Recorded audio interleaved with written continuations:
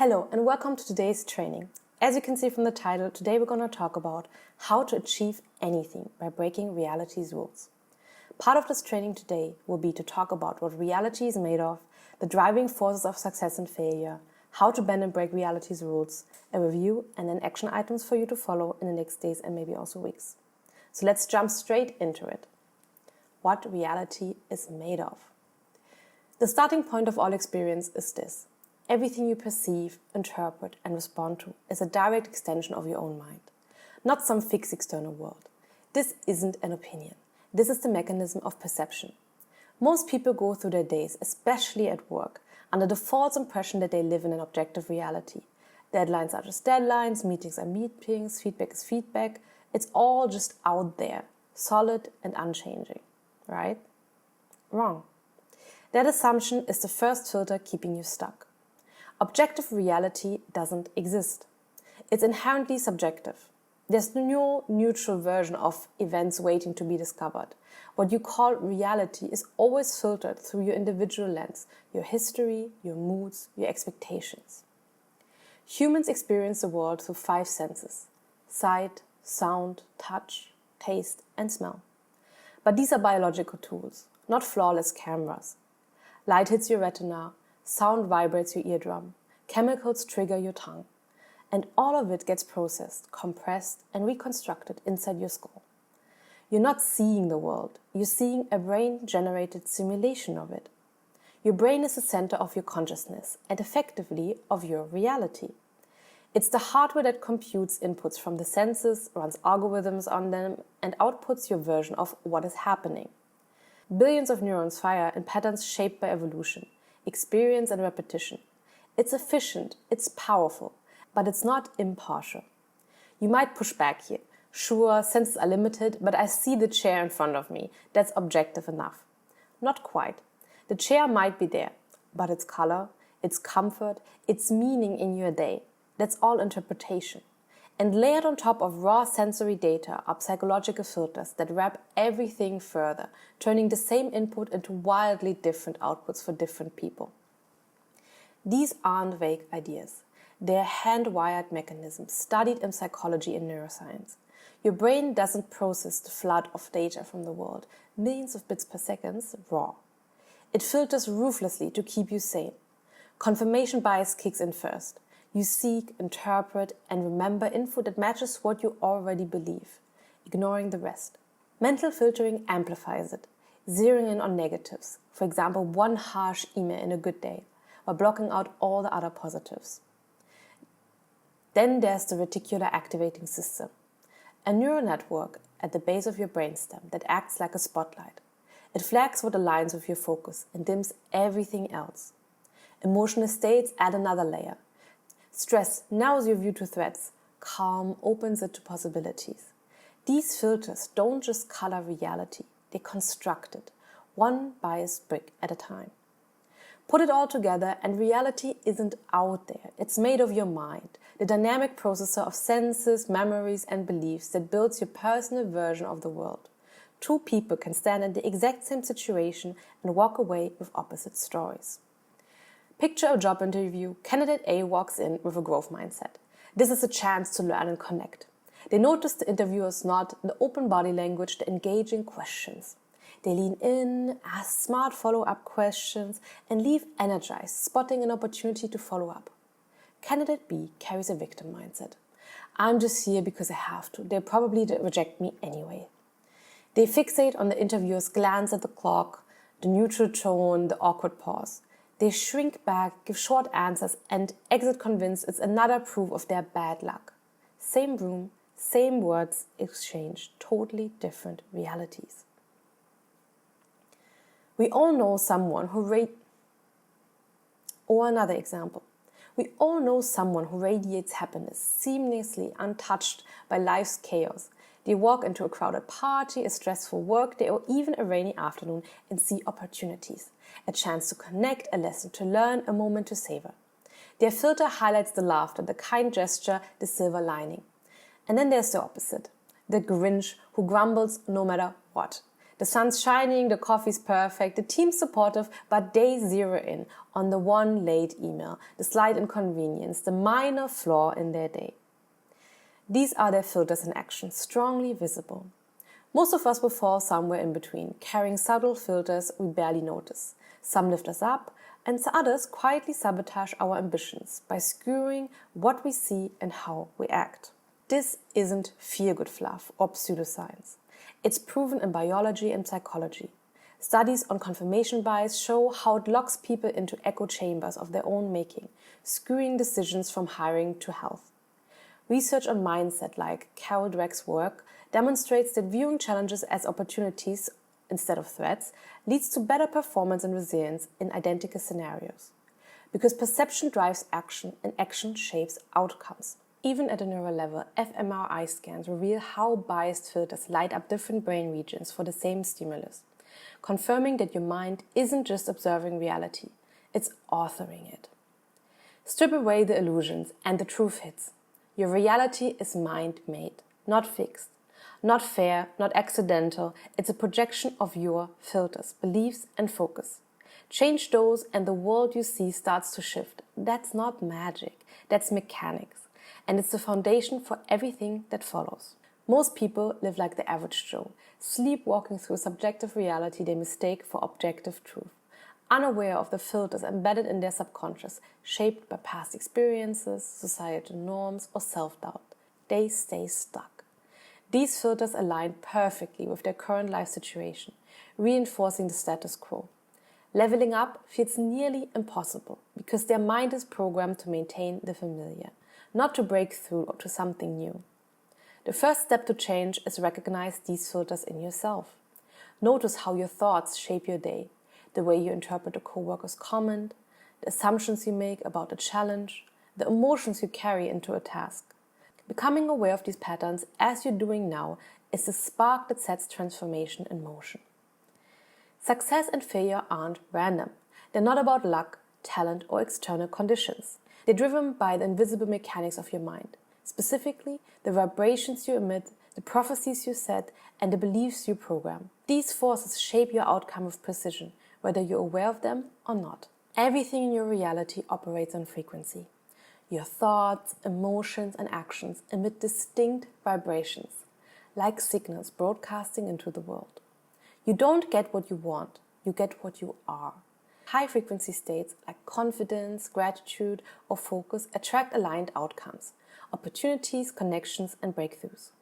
Low-frequency states like doubt, resentment, or fear pull in more of the same, obstacles, conflicts, or stagnation. This isn't abstract, it's a measurable pattern. Positive emotional states broaden your perception and decision-making, while negative ones narrow it, as shown in studies on emotional effect. Think of your mind as a radio tuner.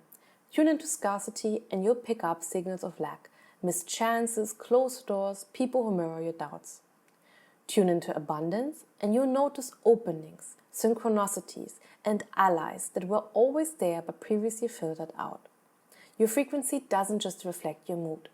It actively shapes what your brain's reticular activating system flags as important, amplifying what matches your internal state. Here's a classical example. Two entrepreneurs pitch the same idea. One radiates certainty, sees investors' questions as engagement, they secure funding. The other projects insecurity, interprets questions as skepticism, and walks away empty-handed. Same room, different frequencies, different realities. If vibrational frequencies sound too mystical, don't worry. This isn't some far-out concept.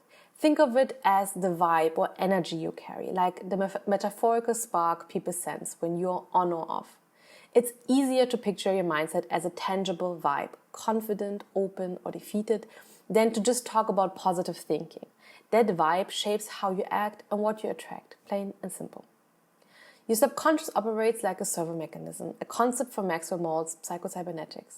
It's a goal-seeking system, like a guided missile, automatically steering you towards whatever target you set, success or failure. Feed it a belief like, I always mess this up, and it will orchestrate your actions to confirm that outcome. You hesitate, overthink, or self-sabotage. Feed it, I'm built for this challenge, and it aligns your behavior, your posture, your words, your decisions to hit that mark. Studies on self-efficacy confirm this. People who believe in their ability to succeed take bolder actions and persist longer, creating tangible results. This servo mechanism doesn't judge your goals, it just executes. If your mental image is failure, you find ways to fail, even in a winning situation. Here's an example. A student convinced they're bad at math skips practice, zones out in class, bombs the test, and proves to themselves, right, I am bad. Meanwhile, another student, believing they can improve, studies harder, asks questions, and passes. The prophecy fulfills itself not because of talent, but because the subconscious drives behavior to match the inner blueprint. Maltz called this the self-image, the thermostat of your mind that regulates your outcomes to stay consistent with your identity. But here's the game changer. Your beliefs aren't fixed. They're programmable. You can rewrite the code running your subconscious by intentionally repeating new thoughts, pairing them with vivid emotion, and acting as if they're true. You install new instructions. Neuroscience backs this. Neuroplasticity shows the brain rewires itself with consistent practice, forming new neural paths that support updated beliefs. Want to shift from I'm stuck to I create opportunities? Visualize success vividly. Affirm it with feeling and take small actions aligned with that belief. Your RRS starts spotting evidence. Your servo mechanism adjusts your behavior, and your reality begins to mirror the new program. The great news? Your beliefs aren't set in stone. They're changeable. You can reshape the inner code that drives your reality. This isn't wishful thinking. It's psychological and neurological facts. Your brain wires can shift to support new beliefs, opening doors to new outcomes. Awareness, like what you're building right now, by learning these principles, is the critical first step. The realization is powerful. You're not stuck with this belief holding you back. You can choose new ones. The student, the entrepreneur, the Grinch, they're all operating on programs that can be updated. In the next chapter, we'll dive into how to do this. But for now, know that simply understanding these forces, vibration, prophecy, belief, puts you ahead. You're already starting to see the filters and frequencies shaping your world. How to bend and break reality's rules. Reality's rules, scarcity, competition, hard limits, aren't unbreakable laws. The echoes of your current self-image, the core identity that sets the boundaries on what's possible. To bend and break them, skip the surface fixes. Target the source. Redesign who you are at your foundation. And watch the world realign. This chapter exposes the mental trap holding you back, flips it into a liberating framework, and lays out the internal moves to rewire identity for real leverage. You're caught in the have, do, be loop. A default script drilled in from early on that masquerades as common sense. The logic? First, have the resources, money, credentials, opportunities. Then do the high-level actions like networking or innovating. And only then can you be the confident, capable version of yourself. It feels practical, but it's a delay tactic that keeps you spinning without advancing. This sequence promises progress, but it delivers postponement. You hold off on bold moves until conditions line up, waiting for proof of worthiness before claiming your potential. In reality, it inverts cause and effect. You're betting external wins will build inner strength, when it's the opposite that unlocks everything. Society reinforces this everywhere, from career advice to self-help tropes. A young professional might think, once I have the promotion, I'll do strategic projects and finally be a leader. So they grind for the have through safe plays and overtime. But without leading now, their efforts lack punch. Timid ideas, second guessing. Research on goal pursuit shows this external first approach breeds procrastination and low self-efficacy, as actions without identity feel inauthentic and unsustainable. The trap self-perpetuates via your subconscious mechanics. Chasing the have spikes stress, dialing your frequency to lack. Your RRS spots only deficits, fueling a prophecy of shortfall. You act from hesitation, confirm the doubt, and the loop tightens. It's why ambition turns to exhaustion, busier days but the same ceiling. This model outsources your power to external titles, feedback, metrics. making your sense of self conditioned and reactive.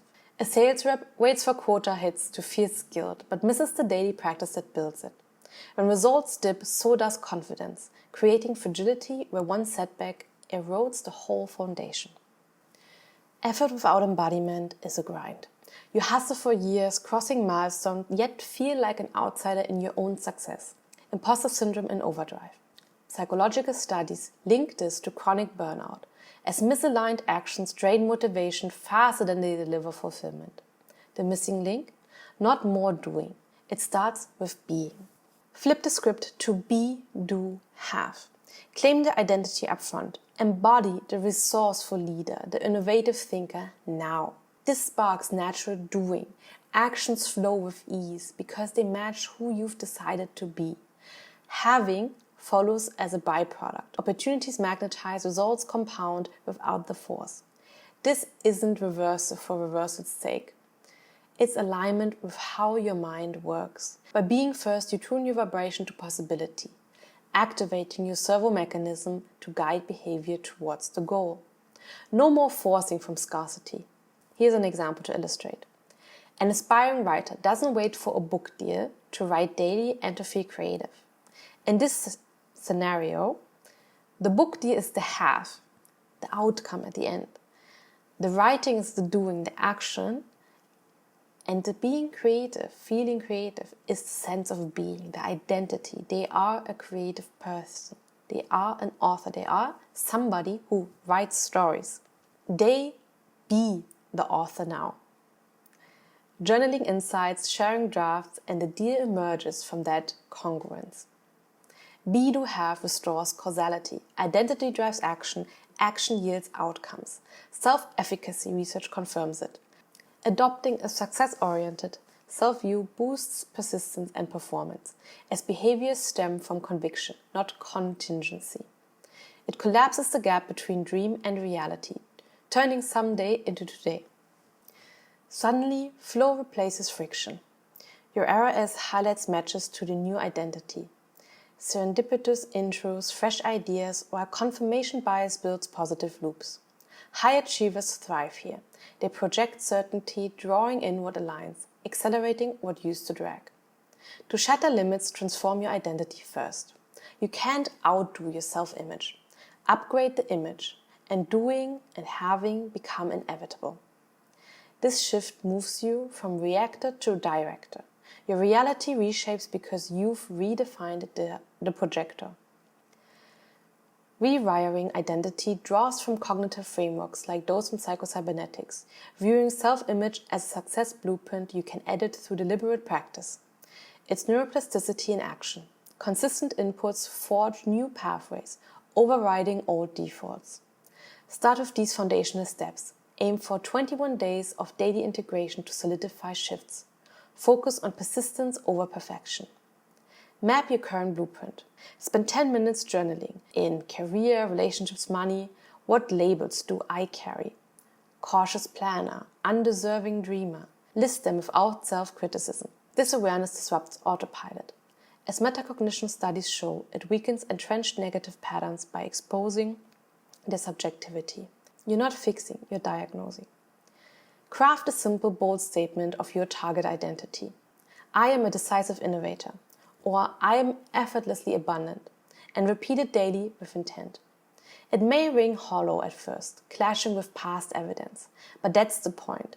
Repetition builds the neural scaffolding. Tie it to a morning routine for habit stacking. Emotion amplifies retention, per emotional memories research. Build on your declaration with targeted affirmations to reinforce the new identity. Write 3 to 5 short present tense statements like I confidently lead every conversation or I attract opportunities with ease. Say them aloud twice daily, morning and night, with conviction, feeling the truth of each word. Pair with a physical cue, like standing tall, to embed the vibe. Research on self-affirmation shows this reduces stress and boosts performance by aligning self-perception with desired traits. Dedicate 5 to 10 minutes twice daily to mental simulation. Close your eyes, breathe steadily, and repeat scenarios as your new self. Nailing a pitch with calm authority. Receiving acclaim naturally. Engage senses, hear the feedback, feel the ease to mimic real encoding. Maltz's work demonstrates this boosts subconscious acceptance, enhancing real-world execution like physical training. Test the new identity with low-stakes as-if behaviors. 1 per day, like emailing a contact with unapologetic value or tackling a task with assumed competence. Log outcomes. What shifted? Any positive response? This collects micro-evidence, leveraging confirmation bias to reinforce the upgrade. Behavior activation studies affirm it accelerates self-efficacy gains. Audit your surroundings for alignment. Call one draining influence. News feeds amplifying doubts, spaces cluttered with audio relics. And add one cue, like a vision board or a wardrobe tweak that reflects your target identity.